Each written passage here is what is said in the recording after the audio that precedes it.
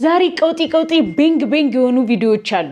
ዋው አሰላሙ አለይኩም ወራህመቱላሂ ወበረካቱ። ዛሬ መናረግ ማለት ነው ተቀበለው እስቲ ማዘርዋ የማጣት አመል ይወነጨነጨኛል። ብር ነገር ማድረግ ፈልጋለሁ። ከዛ ድምጻዊቷና ቲክቶከሩ ሊጋቡ ነው። 100 ቢሊዮን ነጥብ 5 ብር ነው የገባልኝ። ተደፍራ ስለነበረ ነው። ምንድነው የተፈጠረው?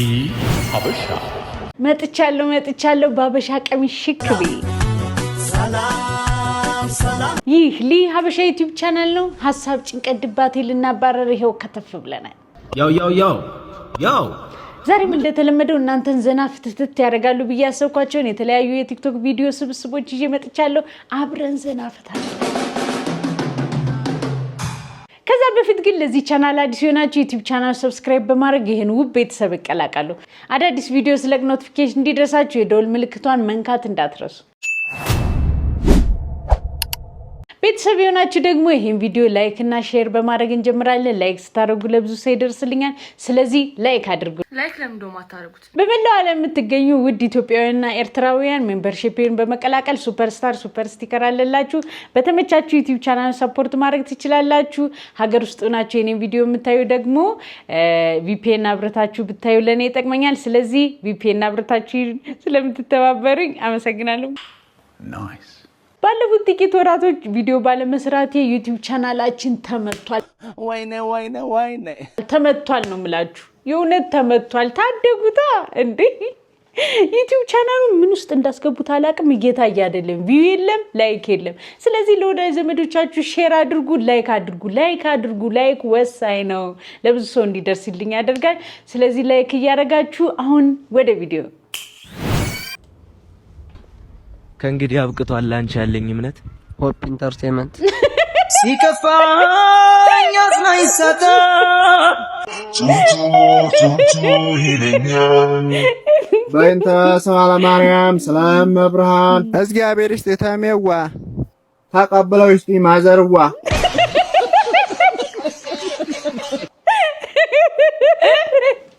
የቆሎ ተማሪ መልሳቸው አደገኛ ነው፣ ግን እኮ ያሳዝናል። ተቀብለው እስቲ ማዘራል እደገጠኝ አይለ አረብ ማራሚ እንዴት ነው? ሰላም ነው? ዛሬ መናረግ ማለት ነው ወይኔ እናቱ እኮ ወታደር ቤት የመጣሽ አስመሰልሽው እኮ።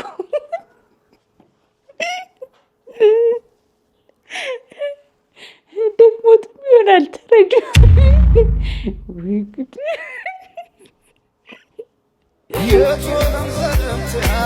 ኧረ ቀሚስ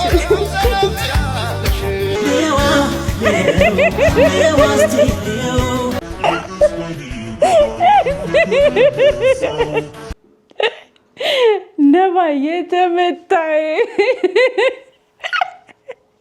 እኔ እኮ እንዴት ነው የሚመጣልህ? አወይ መቼ ስሚኝ እኔ ስሚኝ እኔ ነኝ ከፍሎ አካውንት ንገረኝ። ችግር 1035 ስንት መጣ? 3670 3670 ማታ ታደሷ አሰማትም እንዴ? ሴት አሰማማት ማለት ነው። ሴቶችን መስማት አለብን። ስማት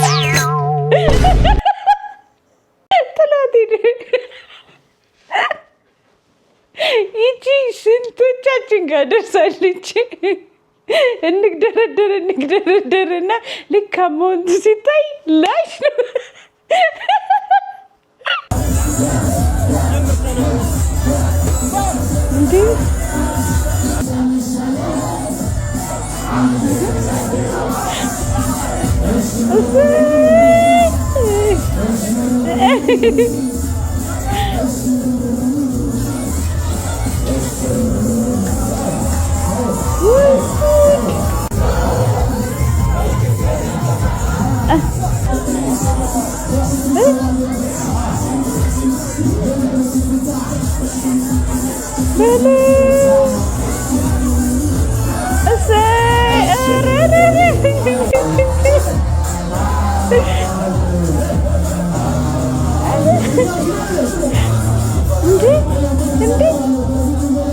በእናታችሁ የትምህርት ቤት ዝግጅት ነው ወይም ደግሞ የወላጆች ቀን ነው?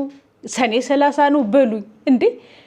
ቆይ ግን ክለብ ህጻናት ያስገባሉ እንዴ? እኔ እኮ በሷ እድሜ እንኳን ክለብ ደግሞ መቀመጫዋን ምን ከየት አመጣችሁ? ለማንኛውም ቤተሰቦች ከተመቻችሁ ይመቻችሁ። ውጭ ካይን ካርድ ሙላ እስኪ ባለ ስንት ነው? ባለ 5 ቢወል ተወሩ እንከሙላ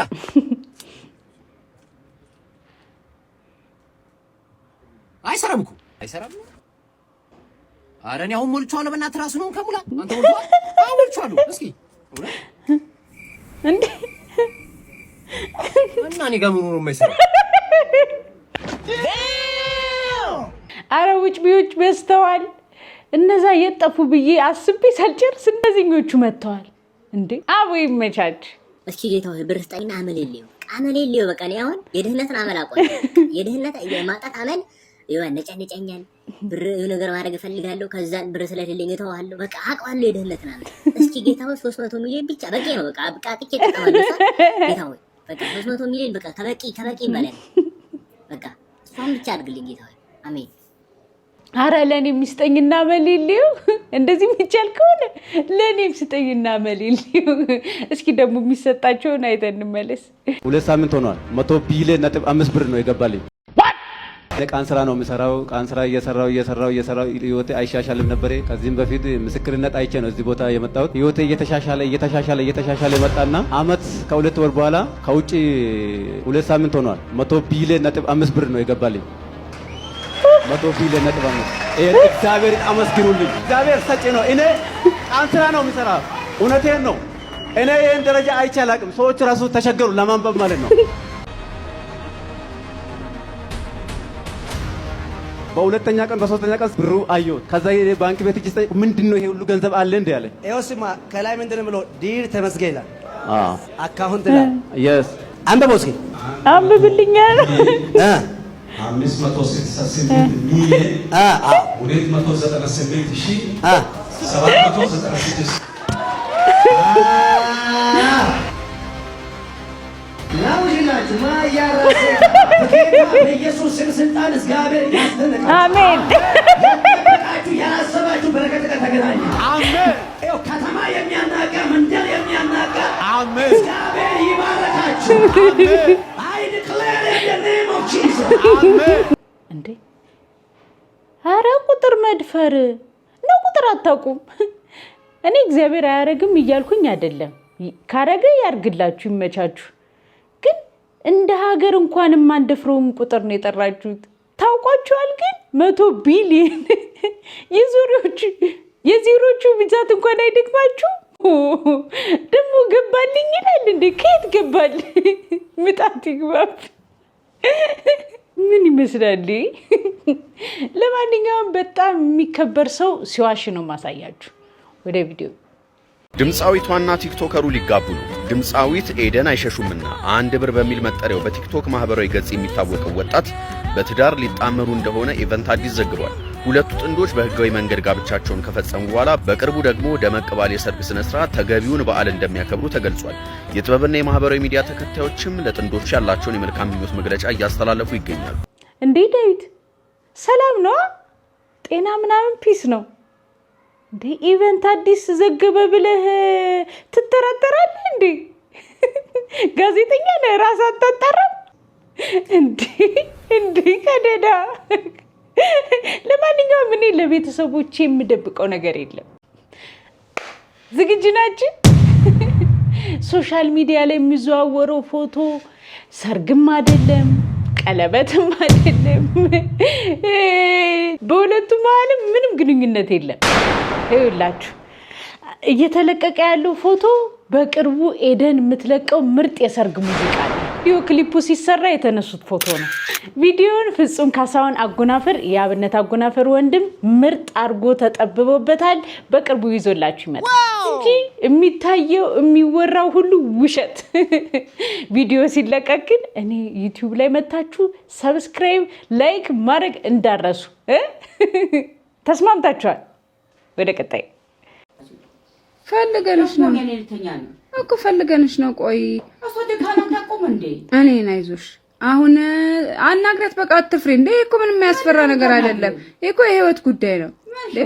አናገሷ አላመማትም ፈልጋሽ ነው እንዴ ምን አስፈራሽ? ለምን ፈለግሽ? በቃ ከቤት ልወጣ ነው። በሰላም ነው? ከቤት ልወጣ ነው እኮ በሰላም ነው ወይ? ጓደኛዬ ቤት ልገባ ነው። ጓደኛሽ ቤት ነው ያልከበድሽ? መጠፋ ነገር የለም። ጓደኛ ታለሽ ሽማግሌ ልኮ በስርዓት ፍርሞልሽ በስርዓት ባገር ባህል ትወጫለሽ። እሺ ነገር አያደርግም እሱ ሽማግሌ ምናምን አይልክም። በቃ ነኝ ብሎኛል። በቃ ነኝ ልወጣ ነው።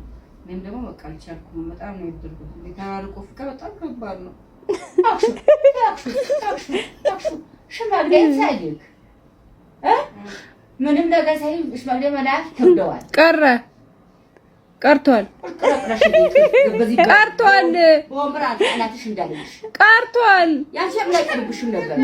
እኔን አታልቅሽ። እኔን እንዴ ከወደድሽ ውጪ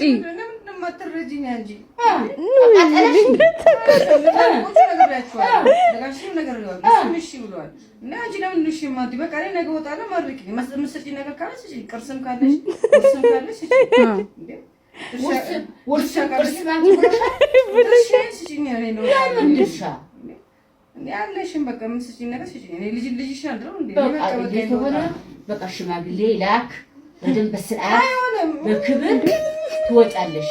ይሄ ያንቺ ምትል እኔን አታልቅሽ። ተፈራው ልጅ ተፈራው ይሆን ተፈራው ማ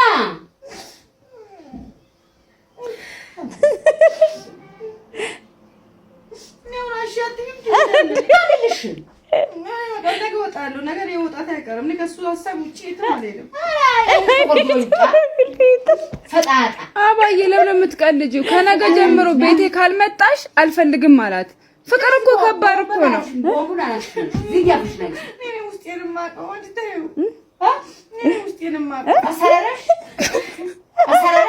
አስፈራራሽ ኧረ ድብን በይ ድብን አትወጪም።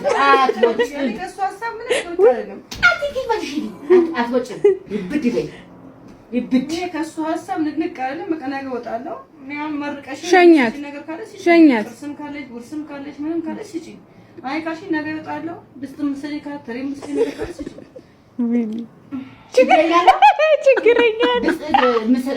ችግረኛ ነው ሰውዬው። አዲስ ወጪ ነው ጎጆ ወጪ ነው። እሺ እኔ አሁን ነገር ዛሬ በጣም ተቃጥሎ ነው እሱ ራሱ ወንድ ልጅ ነው ሊፈነዳ ነው ልጅ ማለት ነው። ደቦም ፍድ ያፍሽ ደፋ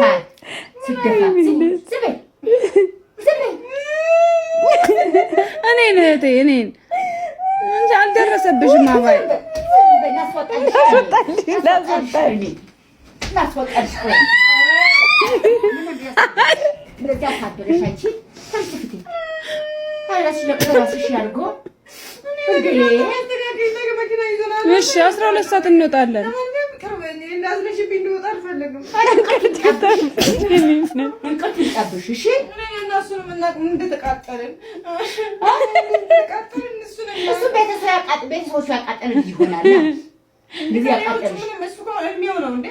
እንዴት እንደሚያንገበግበው እሱ ነው የሚያውቀው። ሴት ልጅ እንትን እያለው እኔ እየጠበቀኝ በቃ ተይ መርቅኝ እወጣለሁ።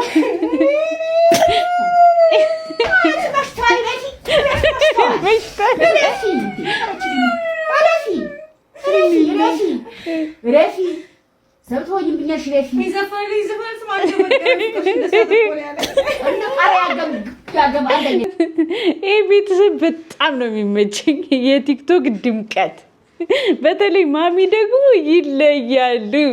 ይመቸት። ቪዲዮአችሁ ትንሽ ይረዝማል እንደ ሀሳብ። ለማንኛውም ይመቻች። እንግዲህ ትናንት እንደተባባልነው እቺ ልጅ በምክንያት እንደዚህ እንደሆነች ነግራችኋለሁ ብያችሁ ነበር። እሱ ልንገራችሁ። እቺ ልጅ እንደሆነችበት ምክንያት ዛሬ 7 ዓመት በፊት ቸርች ውስጥ ተደፍራ ስለነበረ ነው። ምንድነው የተፈጠረው? የቪዲዮ ትዝ ይላችኋል። ስለሷና ስለ ጆርጂ የሰራሁት ቪዲዮ ቫይራል ወጥቶ ነበርና በማግስቱ ኢንቦክስ ላይ ማት የተላኩልኝ ሜሴጆች ነበሩ። ከነዛ ሜሴጆች መሃል ደግሞ አንድ ሴትዮ የልመና ይዘት ያለው ሜሴጅ ልካልኝ ነበረ። ወደ አይደለም እንዳትጎዷት ምናምን የሚል በጣም ዲቴል የሆነ ረጅም ሜሴጅ ልካልኝ ነበረ። አሮ ነው ማክስ ላረጉ ይጎዳታል ብላ አስባ ይሁን ሌላ ተልኮ አለው ብላ ይሁን አላውቅም። እና ሜሴጁ ባጭሩ ምንድነው የሚለው እቺ ልጅ የፕሮቴስታንት እምነት ተከታይ ነበረች። ባክግራውንዷ ፕሮቴስታንት ነበረች እና በጊዜው ይሄዱበት የነበረው ቸርች እዛ ኪቦርድ የሚጫወት ልጅ ነበረ። ለቸርቹ ፒያኖ የሚጫወት ልጅ ነበርና እሱ ፍቅር ይዛታል ማን እቺ ልጅ እና በመሃል ብዙ የተፈጠሩ ነገሮች አሉ። ሎንግ ስቶሪ ሾርት እሱን ለማሳጠር ይሄን ነገር እንደ አድቫንቴጅ ወስዶ ፒያኖ ላሳይሽ እንደዚህ እያለ በየቦታው እየቀጠረ የሆነ ጊዜ ቸርቹ ቀጥራትና እዛው ይደፍራታል። ከዛ በኋላም የሱ ጓደኛ እሱ በኋላ እንደነካካትም ሴትዮዋ አያይዛ ነግራኛለች። እና የሚገርማችሁ በጊዜው በጣም አዝኜ ያው ሜሴጅ ጽፌላት ነበረ። ያው ልፍሽበትን ነገር ሰምቻለሁና ሰው የሚያስፈልግሽ ከሆነ ጥያቄዎችም ካሉሽ በውስጥም ጠይቂኝ፣ ከፈለግሽም ላይቭ ላይ መወጥተን አንቺ እየጠየቅሽኝ ሰዎችም እየተማርሽባቸው መመለስ ትችላለሽ ብዬ ጽፌላት ነበር። ግን ልጅቷ ምንም መልስ አልመለሰችልኝ። በጊዜ ብዛት ያስተዋልኩት ነገር ምንድነው መሰላችሁ? እንደዚህ ቤተ እምነት ውስጥ ቪክቲማይዝ ሴክሹዋላይዝ የሆኑ ሰዎች ላሻውት የሚያደርጉት ፈጣሪ ላይ ነው።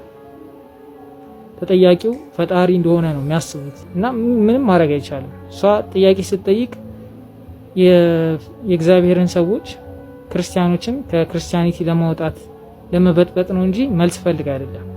መልስ ለማይፈልግ ሰው ደግሞ መልስ መስጠት ማለት ጎበዝ በርታ ማለት ነውና ምን እንደምላችሁ አላውቅም። ግን በጣም የገረመኝ ሁላ ነገር ካረጋባት በኋላ ያ ልጅ ኮንታክት ያደርጋት ነበር። ለቤተሰቦቿ እንዳትናገር፣ ለሌላ ሰውም እንዳትናገር፣ አገባሻለሁ በስተት ነው እያለ ያው አላማውን እስኪያሳካ ድረስ ጥላጥላውን በሊቢያ አድርጎ ጣሊያን ሲገባ ድረስ ያታላት ያግባባት ነበርና ያው በመጨረሻ እዛ ከገባ በኋላ ነው መጨለል የጀመረችው። ቤተሰቦቿም ያንን አይተው ያንን ሪያክሽን ከዛ በኋላ ነው ይሄ ነገር ሁሉ ያወቁት። እንግዲህ ሳይካትሪስት ጋር ወስደዋታል። ከሃይማኖታቸውም ወጥተው ጸበልም እንደሞከሩ ነግራኛለች። ግን ነገር አልተሳካም። ስለዚህ እቺ ልጅ ወዳ አይደለም ገብቷቸዋል። ፕላስ ደግሞ በዚህ ሪያክሽኗ እንዲህ ወጣ ክርስቶስን ስታጥላላ ደስ ያላቸው ይሄ ነገር የማረካቸው ክርስቲያን ጠል ሙስሊሞች በገንዘብ ታፕ አድርገዋል። ሰይጣን እንደዚህ ነው የሚሰራው። ምን ልላችሁ ይችላል? ውስጥ የሆነ ጥላቻ አላት። እዛ ጥላቻ ላይ ደግሞ ገንዘብ ሲደገፍበት ላትመለስ ነው የምትሄደውና ይቺ ልጅ እንግዲህ ሶሻል ሚዲያ ላይ በጣም አወዛጋቢ ግራ የሚያጋባ ነገር የምትለቅ ልጅ ናት። በተለይም መጽሐፍ ቅዱስን አንስታ በጣም ግራ የሚያጋቡ ነገሮችን ትለቅ ነበረ። አንዴ ኦርቶዶክሳውያን ወክላ፣ አንዴ ደግሞ ፕሮቴስታንትን፣ አንዴ ደግሞ እግዚአብሔር የለም ብቻ የተለያዩ እርስ በርሳቸው የሚጋጩ ሀሳቦችን እያነሳች ነው የምናውቃት። አሁን ደግሞ ይሄ መረጃ መጥቷል። እውነት ነው ውሸት ነው እኔ አላውቅም። መረጃውን ላድርሳችሁ ብዬ ነው። እርግጥ ልጁ ጭንብል አድርጓል። በጣም አውቃታለሁ ነው የሚለው። ፍርዱን ለእናንተ ትቻለሁ። ለማንኛውም ለዛሬ ይዤላችሁ የመጣሁት ቪዲዮዎች እነዚህን ይመስላሉ። ሀሳብ አስተያየታችሁን ኮሜንት ሴክሽን ላይ ጻፉልኝ። እንደተለመደው ሰላማችሁ ይብዛ።